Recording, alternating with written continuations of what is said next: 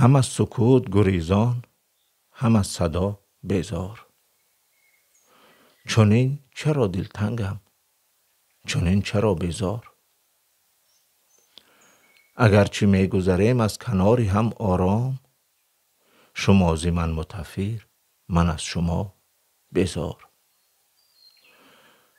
به مسجد آمدم و ناامید برگشتم، به مسجد آمدم و ناامید برگشتم، دل از مشاهده تلخی ریا بیزار. صدای قاری و گلدسته های پژمرده، اذان مرده و دلهای از خدا بیزار.